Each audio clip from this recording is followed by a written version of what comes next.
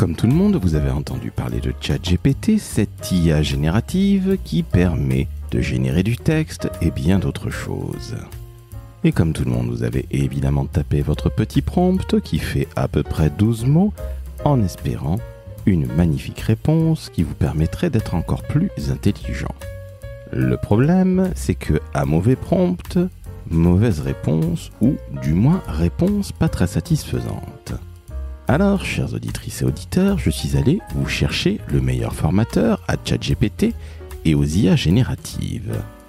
Je parle de Monsieur Sébastien Beaujeau, un homme du peuple de l'écriture qui est encore un peu ghostwriter et copywriter, mais qui depuis 1 an devient l'un des meilleurs formateurs, si ce n'est le meilleur formateur, sur ChatGPT. Et vous allez voir que Seb, qui est absolument passionné et passionnant, va vous donner de vrais tips pour avoir enfin de vraies bonnes réponses intéressantes de la part de ChatGPT ou quelque autre IA générative.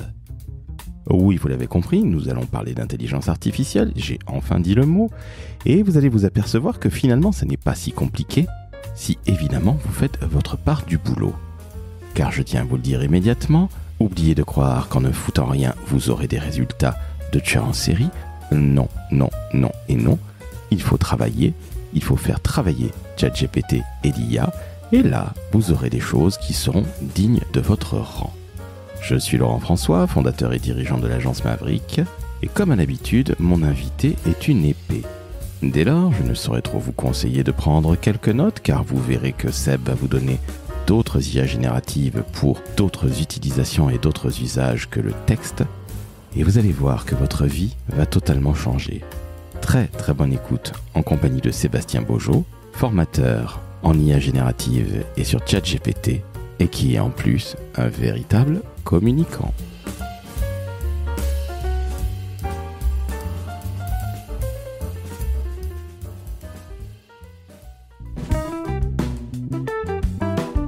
Le décodeur de la communication, un podcast de l'agence Maverick.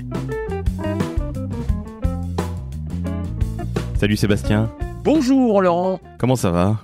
Eh bien, ça va super bien. Je suis très heureux de revenir par ici. Je suis rentré dans ta maison quelques fois et c'est toujours avec un grand plaisir de revenir par là. L'accueil est chaleureux, l'ambiance est bonne, conviviale, voire familiale. Donc non, c'est un vrai bonheur. Eh ben écoute, on est bien ravis, tous les auditeurs et toutes les auditrices du décodeur de la com sont ravis de te réentendre, j'allais dire de te revoir, mais non, puisque c'est que de l'audio.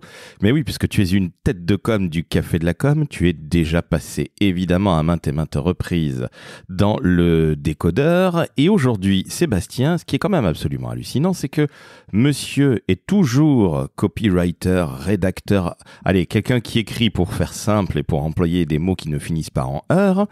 Et puis maintenant, ah ben si, on va encore utiliser un mot qui finit en heure, tu es formateur, mais en ChatGPT. Je te laisse te présenter parce qu'il y a eu un switch qui s'est fait cette dernière année. Explique-nous déjà qui tu es pour celles et ceux qui ne te connaissent pas. Il doit y avoir 4 personnes à peu près à travers le monde qui ne te connaissent pas.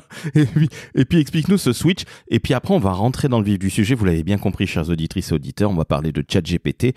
Et pour une fois, ça ne va pas être du pipeau ou des conneries de grands groupes qui essaient de former des gens à la comptabilité à ChatGPT, même si la comptabilité, c'est beau. Mais non, là, on va parler entre communicants. Donc vous verrez, vous allez apprendre des choses absolument incroyables. Moi, j'en ai déjà beaucoup appris avec Seb. Allez, je me tais, je te laisse te présenter, Sébastien.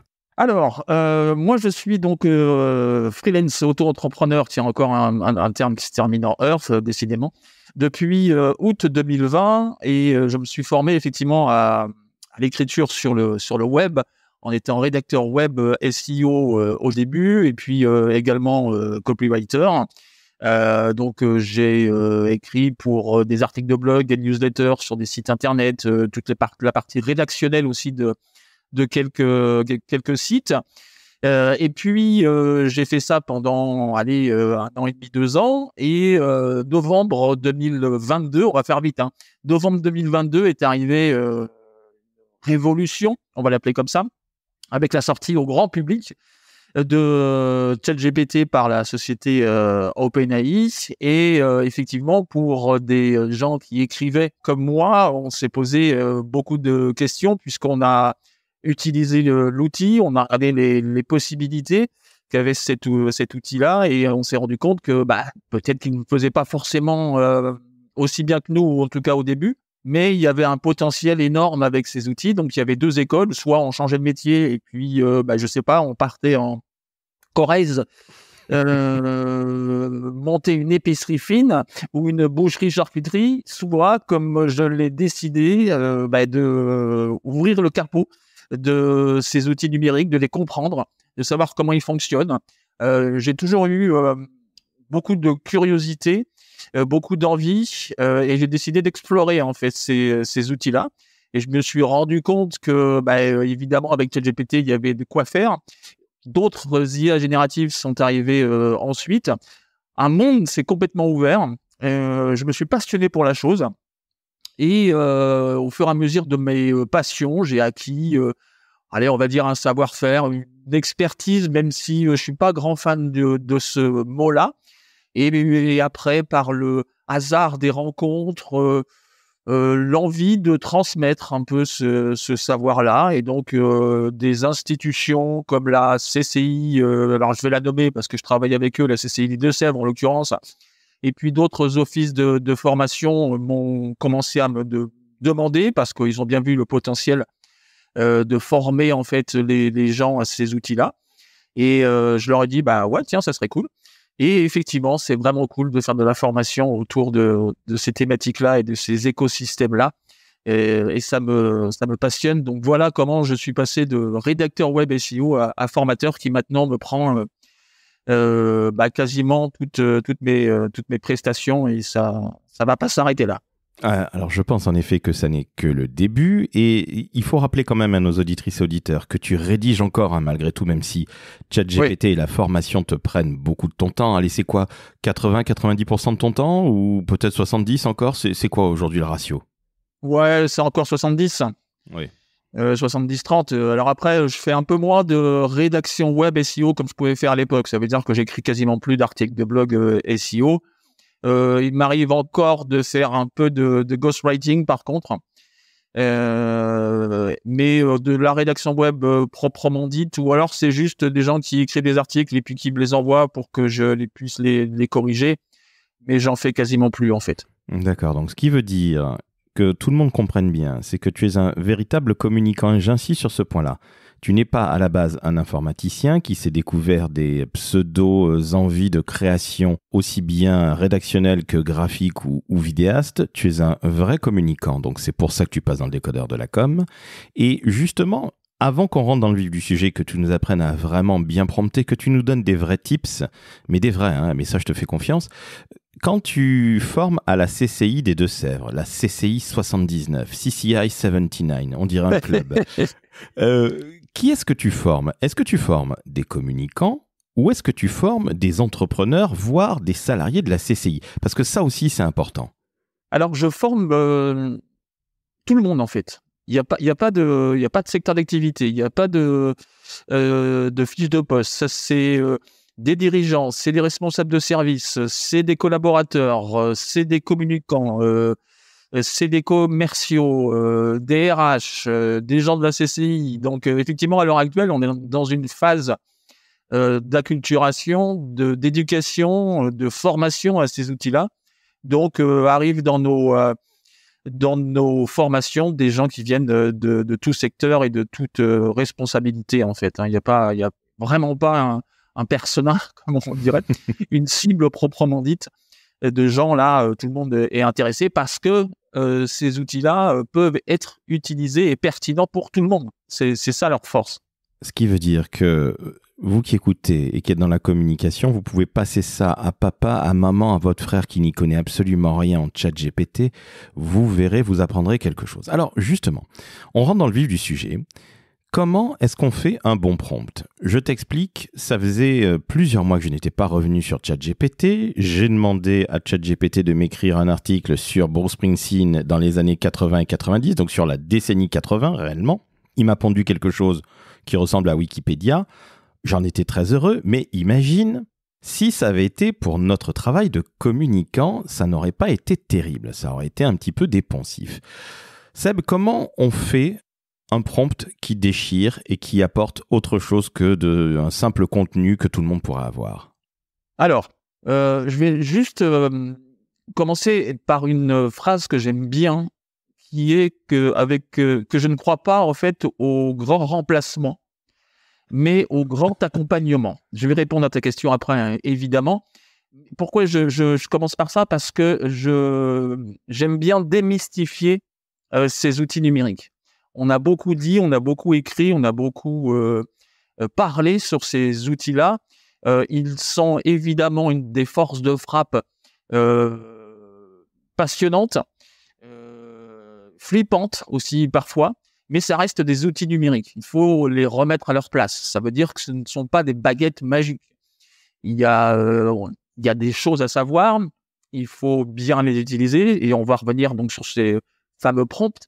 Mais derrière, faut pas croire qu'il va faire le travail à notre place. Donc, ça reste des outils. Alors, comme un tableau Excel, il y a des choses à savoir pour qu'il soit un peu plus pertinent. Le prompt, donc, pour ceux qui savent pas ce que c'est, donc c'est une commande rédactionnelle, hein, comme on fait une intention de recherche sur Google. On pose des questions donc à l'outil, il nous répond. Ce que les gens oublient un peu, c'est que souvent, on a tendance à poser juste une question et on se retrouve avec une réponse qui est loin d'être, qui peut être pas mal, mais qui est loin d'être suffisante. Et on est déçu. On se dit, en fait, ChatGPT et autres consorts, confrères ne sont pas efficaces, ça sert à rien, etc., etc. Il y a juste des bonnes pratiques à savoir, comme par exemple une bonne structure de prompt. Un ChatGPT peut être efficace si on lui donne un maximum d'informations. Je fais toujours le parallèle avec le stagiaire que vous avez dans votre société. Si vous lui demandez d'aller chercher le dossier de l'entreprise X à la comptabilité, il est poli, il va aller le chercher, il vous le ramène et vous lui dites « Non, moi je voulais le dossier de l'entreprise X de 2023 ». Donc, il y retourne, il revient et vous lui dites « Mais non, moi je voulais le dossier de l'entreprise X de 2023, mais de mars 2023 ». Et ça, vous ne lui avez pas dit au début. Et avec ChatGPT, c'est exactement la même chose. Il faut être le plus précis possible, lui donner un maximum de données dans la commande rédactionnelle. Généralement, ce qu'on fait, ce qui marche assez bien avec ces outils numériques-là et ces agents conversationnels-là, c'est lui donner un rôle. Par exemple, si vous devez travailler, je sais pas moi, un plan marketing ou de stratégie de communication pour la sortie d'un nouveau produit, dites-lui, tu es un expert en marketing de contenu avec une expérience de 20 ans, etc., etc. Donc, vous lui donnez un rôle, vous lui donnez une tâche, vous lui dites, tu vas m'aider à travailler ma stratégie de communication pour la sortie du produit Y. Vous lui donnez le contexte, quelle est la cible, quel est le produit, comment, quand il va sortir, etc., etc.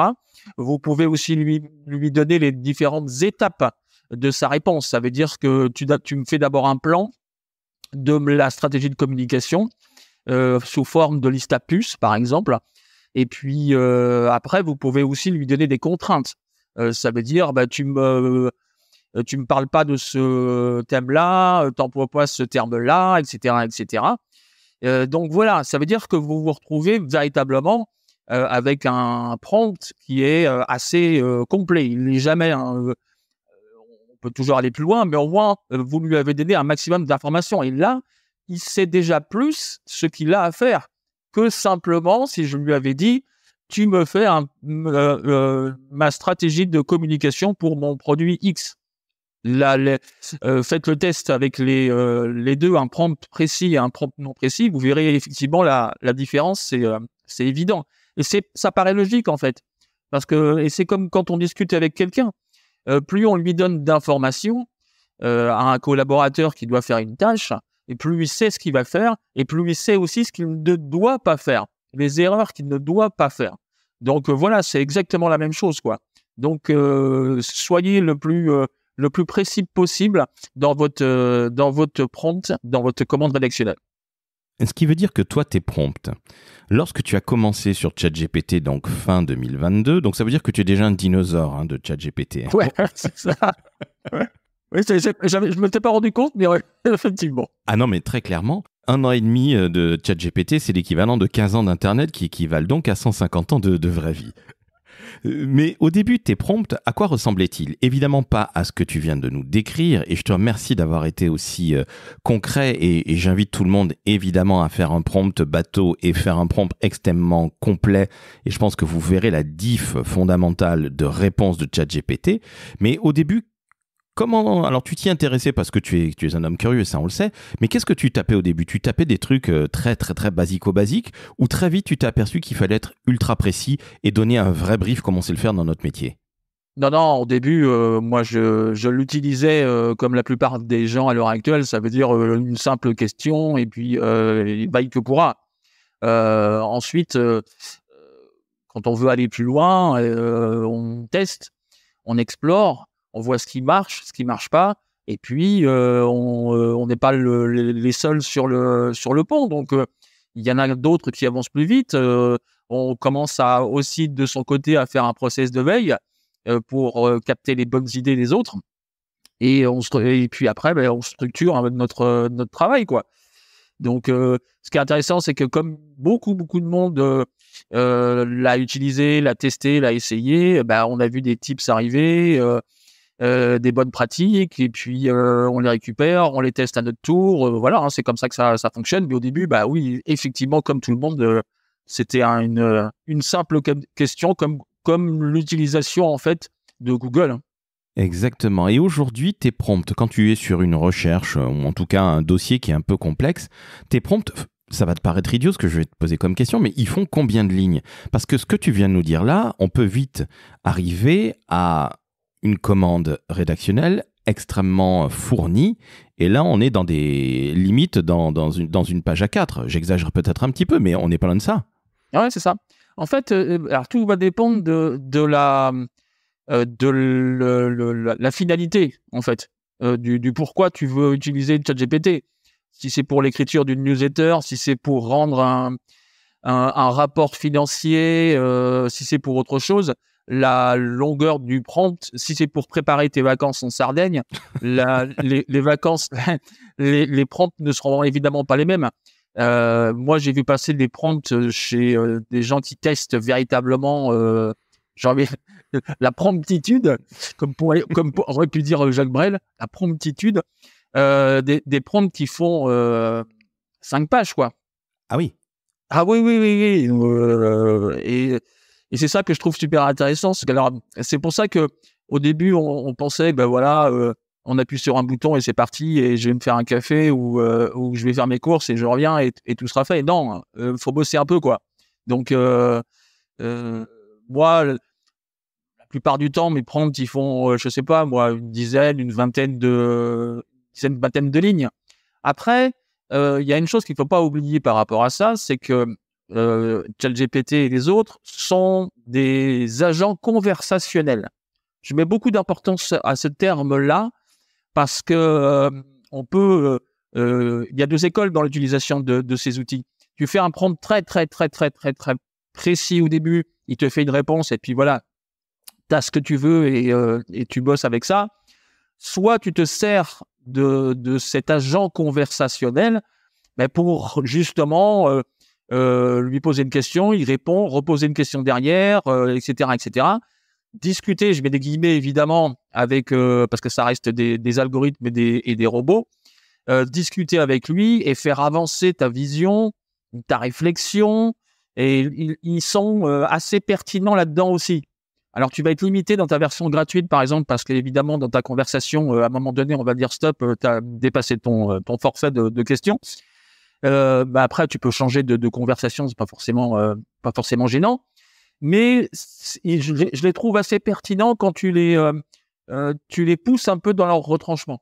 Et généralement, ils t'amènent vers des angles des réflexions, des visions que tu n'avais pas forcément captées au début. Alors justement, je rebondis sur ce que tu me dis. Pardonne-moi, je t'ai coupé la parole un instant, mais toi, tu l'as vécu de manière très personnelle. Il faut que tu nous le racontes parce que ce passage de copywriter que tu fais encore, d'homme qui écrit, de rédacteur, du peuple de l'écriture, comme tu le disais sur LinkedIn et que tu es encore, parce que quand on y est une fois, on l'est toute sa vie. Mais ce qui est important, c'est que toi, tu as posé des questions à ChatGPT pour savoir comment tu allais évoluer. Raconte-nous, Seb, parce que ça, c'est vraiment l'exemple typique que même toi qui connais bien la bête depuis 15 siècles, donc depuis 1 an et demi, je le rappelle, eh bien, tu poses des questions et chat, en anglais, ça veut dire discuter. Donc, ChatGPT, comme tu le dis, c'est vraiment un agent conversationnel, c'est pas uniquement un créateur de contenu.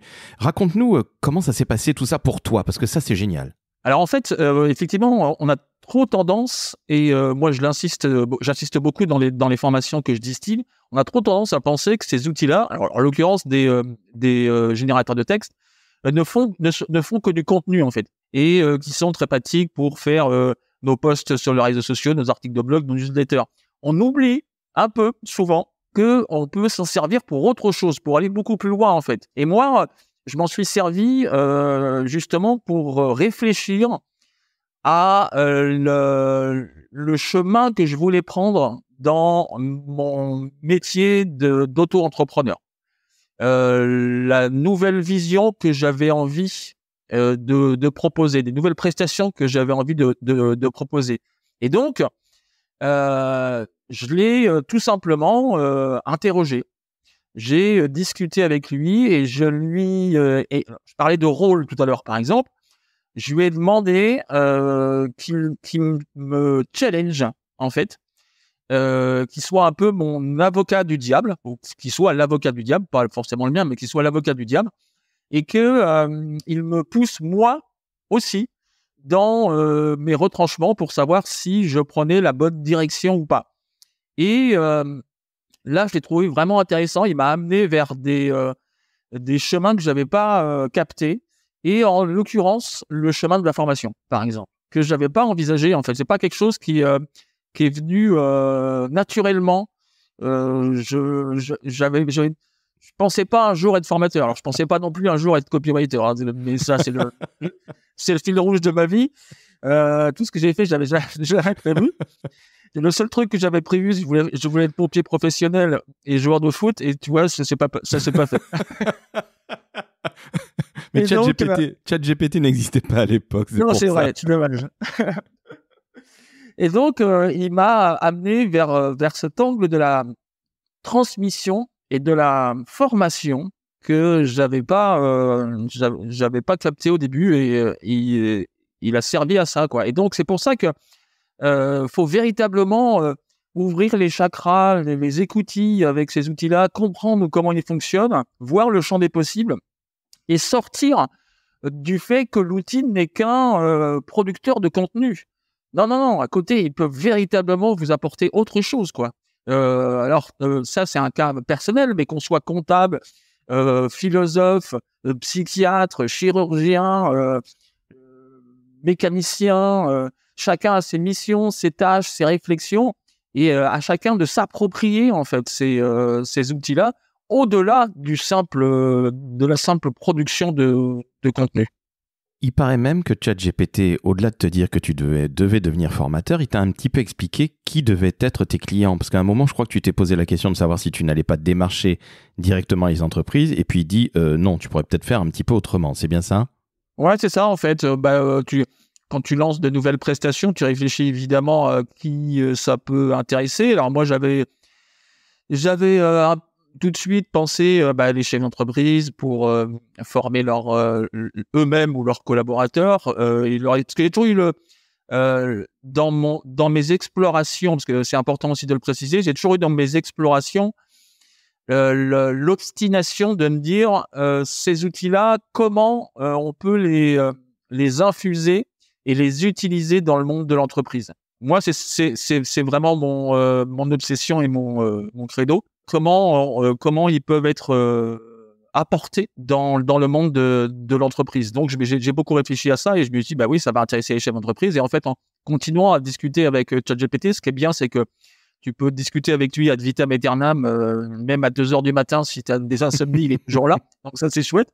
Il est maintenant sur ton téléphone portable, donc quand tu as les transports, tu peux continuer à discuter avec lui. Il se fatigue jamais, c'est impressionnant. Et en plus, il te dit jamais qu'il est fatigué ou il t'engueule jamais, donc c'est cool. Toi, par contre, tu peux l'engueuler, ça c'est cool aussi. tu peux passer tes nerfs sur ChatGPT. Et donc, il m'a dit, ben non, c'est peut-être pas forcément vers là il faut aller, c'est peut-être plus de frapper aux portes, aux institutions, aux offices de formation qui peuvent proposer ce genre de choses. Et c'est vrai que c'est beaucoup mieux pour moi parce que indépendant, tout seul, il aurait fallu à un moment donné que je passe ce qu'on appelle Calliope pour que les entreprises aient des financements d'État. Et j'avais pas l'intention, c'est trop compliqué, trop administratif pour un seul homme. Et donc, j'ai bien fait de frapper aux portes des institutions qui sont déjà Calliope ou des offices de formation qui sont déjà Calliope. Pour moi, c'est beaucoup plus simple. Ça, je suis prestataire pour eux. Et ça se passe super bien. Et la bête, comme j'aime l'appeler, m'a guidé vers ça. Donc, comprenez bien, chers auditrices et auditeurs, que là, Sébastien a switché. Toujours de la rédaction, tu resteras toujours un homme de rédaction, un homme du peuple de l'écriture, mais ce switch s'est fait avec ChatGPT pour former sur ChatGPT. Ça, je trouve ça absolument incroyable. Tu as discuté avec lui et comprenez que c'est pas simplement lui écrire un pauvre prompt de « fais-moi un truc sur Bruce Springsteen de 80 à 90 comme moi je l'ai fait dernièrement ». Ça n'importe pas grand-chose. Et il faut surtout y mettre de soi. Parce que, au-delà des questions de plus en plus précises, alors peut-être pas un prompt à 5 pages, il faut quand même un peu converser, il se fait l'avocat du diable, comme tu le disais, mais il faut aussi remplir son profil ChatGPT, parce qu'il suffit d'aller en haut à droite quand vous vous êtes inscrit, et vous avez personnalisé ChatGPT, et là que ce soit payant ou gratuit, au passage la version payante est à $20 par mois, donc si vous en avez une très grande utilité, je vous conseille d'y aller, mais là il faut personnaliser son ChatGPT pour avoir des réponses peut-être plus personnelles justement, Sébastien. Ouais, c'est une fonctionnalité qui est un peu oubliée quand on commence à utiliser, que les gens connaissent pas en fait, d'où l'idée de faire des formations. C'est une fonctionnalité un peu oubliée qui est pourtant très pertinente. Ça veut dire que quand on clique sur son menu, il y a personnalisé ChatGPT. Il y a 2 blocs et le premier bloc, c'est là où il faut mettre ce qu'on fait en fait, parce que ChatGPT ne sait pas qui vous êtes. Et donc, faut lui dire, je suis responsable marketing dans une boîte du secteur d'activité Intel, etc., etc. J'ai fait comme formation ceci, j'ai tant d'expérience. Mes missions, mes tâches sont celles-ci, etc., etc. Et en fait, lui, à chaque fois que vous allez converser avec lui, que vous allez lui demander quelque chose, il va se fier en fait à la personnalisation à votre personnalisation à ce bloc-là, et il va rendre les réponses plus pertinentes. Elles vont aller évidemment vers ce secteur d'activité, vers les missions, les tâches que vous avez en fait.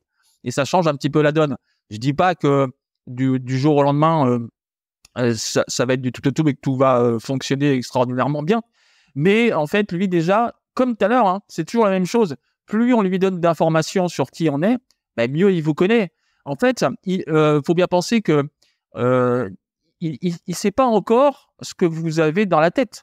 Donc, si vous lui dites pas, il peut pas savoir. Alors un jour, sans doute qu'on aura des puces et qu'on n'aura même plus besoin de taper sur le clavier. Il saura tout de suite ce qu'on veut.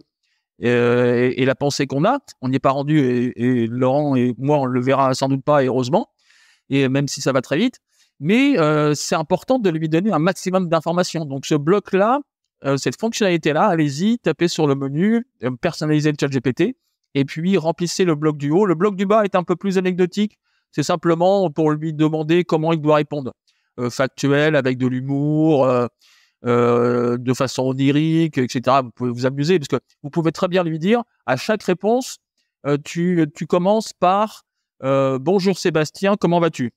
Ça peut être très bien. On peut s'amuser à ce genre de choses. Mais voilà, c'est pour moi, ce deuxième bloc est plus anecdotique. Le premier est beaucoup plus pertinent et beaucoup plus intéressant. Si vous devez aujourd'hui, après l'écoute de ce podcast, commencer à utiliser ChatGPT, commencez d'abord par personnaliser votre outil. C'est super important. En somme, il faut être extrêmement précis. Et comme tu l'as dit très justement, au début, ChatGPT, c'est ton stagiaire. Quand tu lui demandes le fameux dossier X de l'année 2023, et en fait, l'année 2023, il y a 12 mois, donc il faut faire attention. Tu veux février qui n'est pas le mois d'août. Donc, soyons précis. Et il faut qu'on soit précis de notre côté également, en se présentant à la bête, au chat qui gépette. Donc, très sincèrement, c'est ça le vrai tips en fait. Si tu n'avais qu'un seul tips à donner à tout le monde, c'est ça le tips que tu donnerais? Oui, tout à fait. C'est d'abord ça. Parce que faut commencer par ça. Faut commencer par le personnaliser. Parce que c'est là où ils sont les plus intéressants. Sinon, ça va rester trop généraliste en fait. Donc, si on le personnalise pas, alors on reste dans le monde de l'entreprise encore une fois. Hein. Si c'est pour des usages personnels.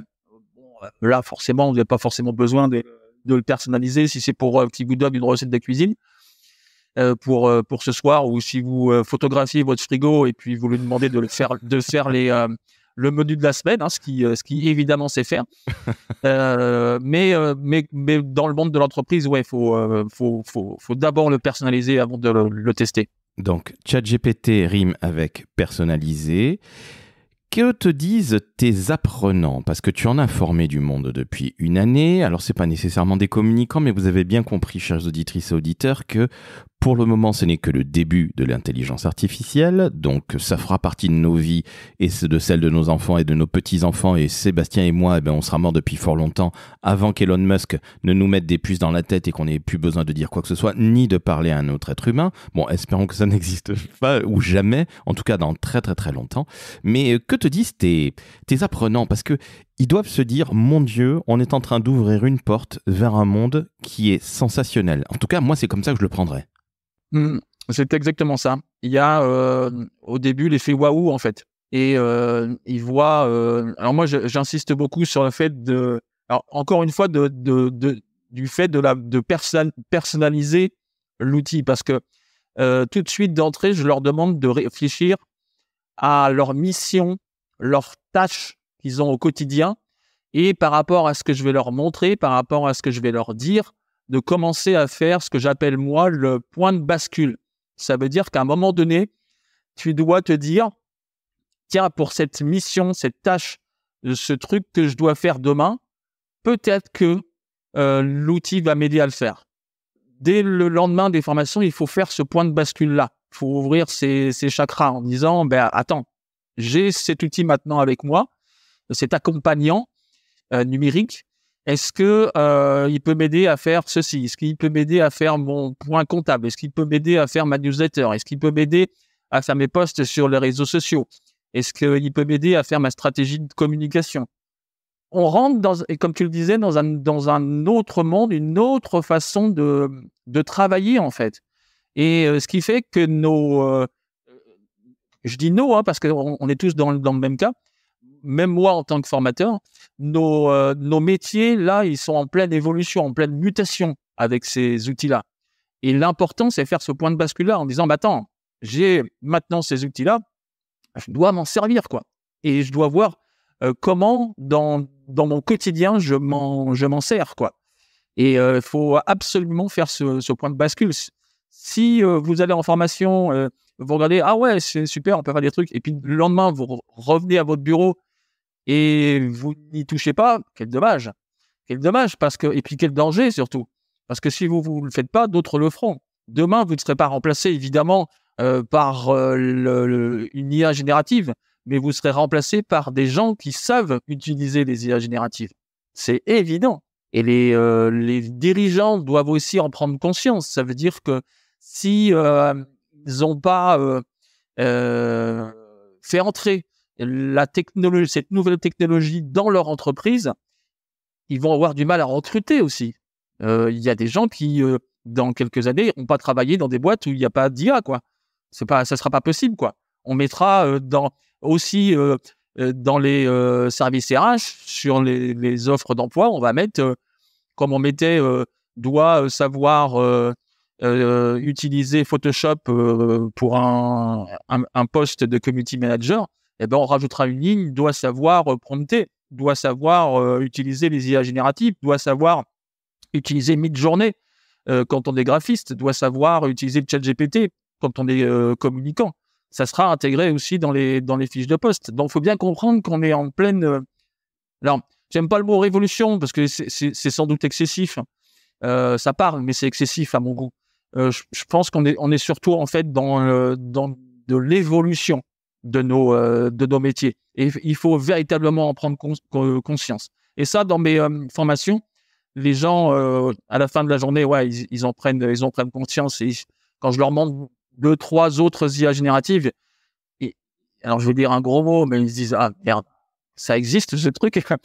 Et c'est assez. Enfin, moi de mon côté, c'est assez marrant parce qu'après, moi, j'ai des retours en fait de gens qui ont fait ce point de bascule là et qui me renvoient. C'est ce que je leur demande parce que moi, j'aime bien aussi savoir un peu ce qui se passe derrière et comment ils s'approprient les machines. Et ils m'envoient, ils me disent ah regarde, j'ai testé ça, tiens j'ai fait ça avec ça, tiens j'ai utilisé cet outil et puis et ils sont curieux de parce que si faut aussi à un moment donné être curieux parce que la formation elle vous donne des tips, elle vous montre le chemin, mais après derrière à vous de tester, à vous d'explorer, à vous d'être curieux, à vous d'être en veille parce que ça évolue tellement vite, les fonctionnalités des uns et des autres évoluent, d'autres y arrivent, donc faut maintenant être en veille quoi. On n'a plus le choix quand on les utilise, ou alors faut s'abonner à une newsletter, à mon compte LinkedIn parce que je fais de la pub pour avoir quelques infos. Mais voilà, c'est il faut basculer dans un nouveau monde. Faut pas en avoir peur. C'est flippant hein, parfois. J'en suis tout à fait conscient. Mais faut y aller. Hein. On n'a plus le choix quoi. Alors on peut vivre sans. Hein. Ma maman, elle n'utilise pas ChatGPT. Je sais même pas si elle connaît ChatGPT. D'ailleurs, elle comprend toujours pas ce que je fais. Hein. Donc et j'ai écrit un livre que je lui ai justement avec Julien Pironnet chez Duno qui s'appelle la petite boîte à outils des IA génératives pour créer du contenu. Je lui ai offert avec mon papa. Et évidemment, je sais qu'ils ne l'ont pas lu parce que pour eux, c'est un truc de science-fiction. C'est même pas un truc de science-fiction. C'est en fait, ma mère voit que parce qu'elle lit beaucoup. Elle voit que c'est un livre. Mais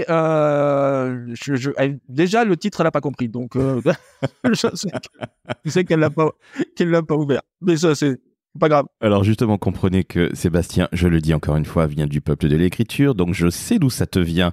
Cette envie de lire, elle est donc familiale, donc monsieur et madame Beaujeau, on les salue. Comment s'appellent ton papa et ta maman? Quel est leur prénom?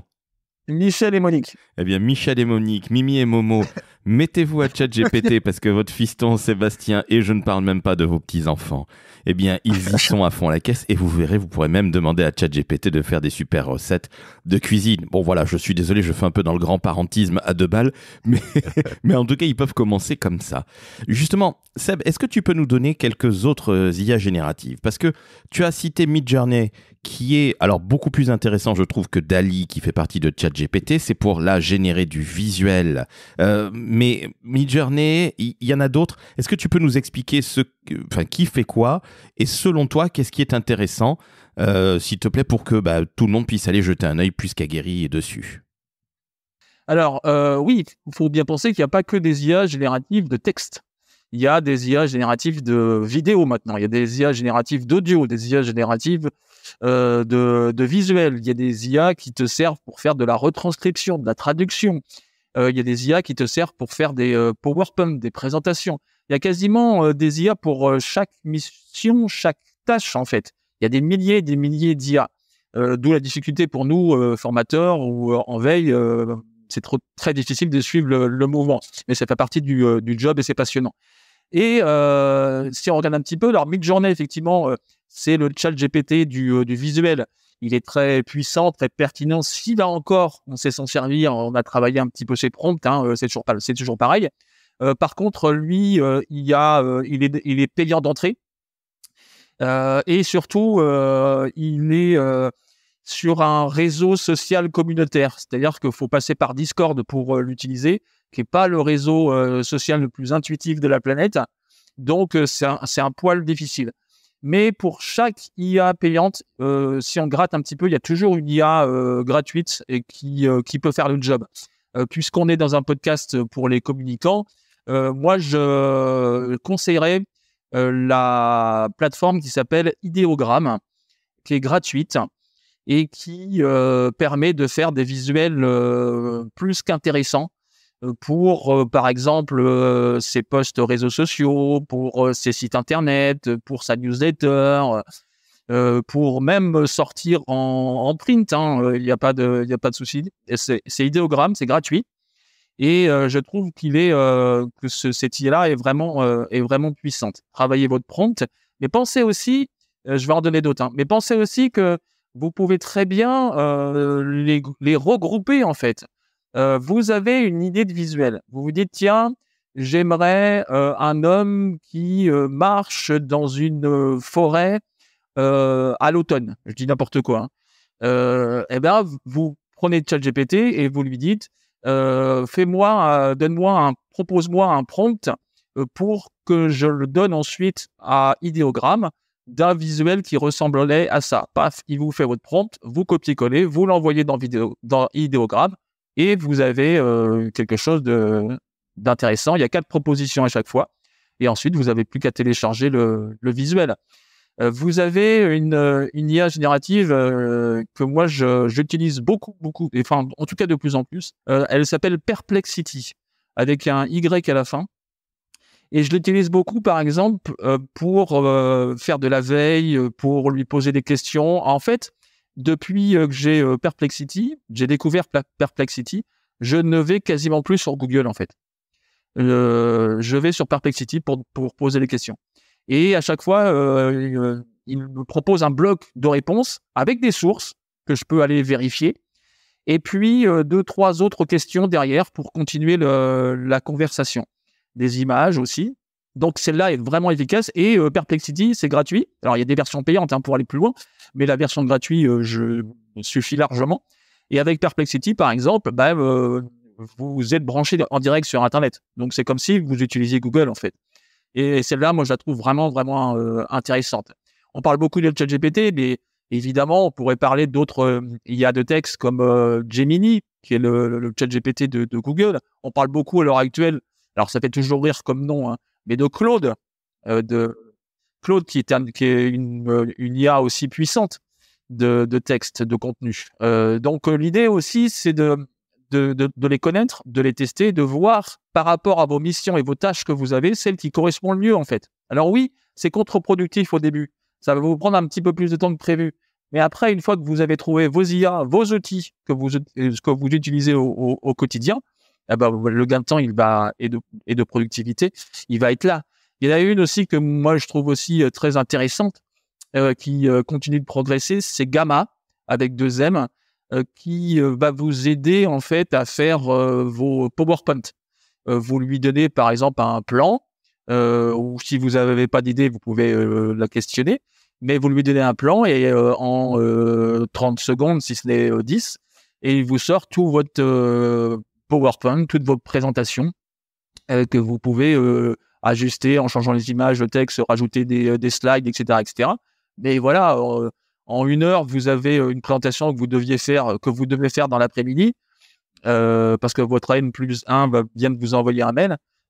Ça vous aurait mis 3 jours à le faire, et là, vous l'avez en 1 heure. Et c'est là, quand je la présente en formation, ouais, il y a l'effet waouh, parce que pour beaucoup de gens, ça parle, quoi. Le fait de devoir faire des présentations en réunion. Si je parle de réunion, par exemple, c'est pareil. Il y a des IA de retranscription de réunions. ChatGPT, qui est une plateforme multimodale, sait le faire. Ça veut dire que vous pouvez très bien l'allumer, enregistrer. Il va retranscrire votre réunion ensuite, en faire un compte-rendu et l'envoyer par mail aux gens qui étaient présents à la réunion. Là où il commence à pousser le curseur, parce qu'on a vu la conférence de presse il y a pas très longtemps d'OpenAI, vous allez pouvoir poser ChatGPT au milieu de la pièce, de la réunion, et l'interroger sur tel ou tel sujet, discuter avec lui, comme si quelqu'un d'autre était autour de la table. ça devient impressionnant. Alors évidemment, on parle beaucoup en ce moment aussi d'IA générative de vidéo. Luma, par exemple, qui vient de sortir Deep Machine, gratuit pour l'instant, avec un petit prompt, vous avez un petit clip de, pour l'instant, 4 secondes. On parle beaucoup de Sora qui va arriver prochainement. Donc, ça va aussi révolutionner beaucoup de choses, hein, le fait de faire texte vidéo. Ça, c'est évident.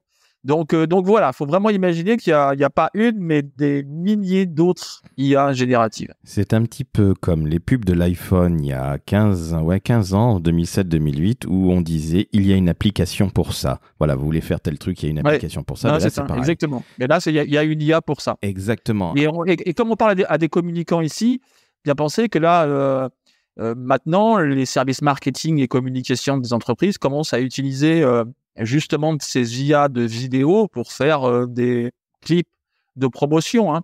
Toys R Us, Pepsi Cola, Coca-Cola ont déjà testé le truc. Quoi. Et là, on en est vraiment qu'au début. Alors, si les gens nous écoutent l'épisode du podcast dans 6 mois ou dans 1 an, ils diront putain, ils sont en retard. Mais alors tiens, justement, ce que je te propose, parce qu'on va s'arrêter là pour cet épisode-là, parce qu'on aurait très bien pu aussi discuter de choses un petit peu plus éthiques, à savoir comment éviter les fake news, comment parler à nos gamins et former nos gamins. Je sais que toi, ça te tient à cœur à ChatGPT. On pourrait parler de plein de choses aussi, le remplacement. Alors tu disais que ce n'est pas du grand remplacement et je suis d'accord avec toi. Hein.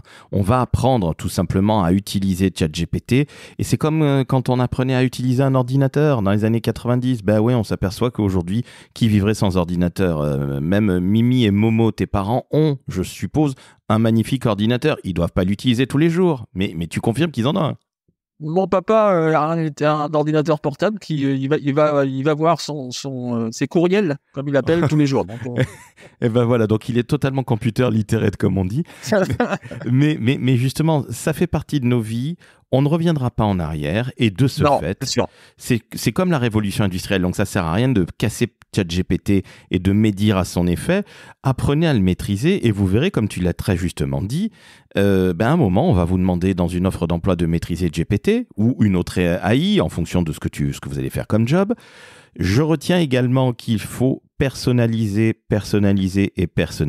Donc, faites-en un vrai pote, un chat Gemini, tu vois, un peu comme Gemini Cricket. Allez-y. Et puis, discutez. Parce que je rappelle que tout chat en anglais, ça veut dire converser, ça veut dire discuter. Donc, encore une fois, on ne discute pas en envoyant 10 mots, une accroche de 10 mots à un ordinateur. Non, il a besoin d'en savoir plus et puis il est finalement pas plus intelligent que vous. Il est très intelligent parce qu'il a une très grosse base de données que nous, on n'a pas dans la tête. Mais au-delà de ça, eh bien, ça restera peut-être le stagiaire qui ne connaît pas tout. Donc, donnez-lui de l'information. Seb, je te propose de revenir très régulièrement pour nous informer sur tout ce qui se passe, parce que ça bouge à vitesse plus que grand V, puisque tu es déjà un dinosaure au bout d'1 an et demi d'utilisation. Donc dans 6 mois, tu seras, je ne sais pas si tu seras un promptosaure ou je ne sais quoi. Je vais récupérer le terme. Voilà, je te le donne, c'est gratuit évidemment. Mais trêve de plaisanterie, qu'en dis-tu? Tu reviens régulièrement en parler tous les mois et demi, tous les 2 mois au pire? Eh bien, écoute, avec grand plaisir, je reviens quand tu m'invites. Écoute, t'inquiète pas que je vais t'inviter régulièrement et puis que je vais sacrément t'engueuler également si jamais ChatGPT me fait des réponses de merde. Mais ce sera de ma faute. Hein. C'est ça.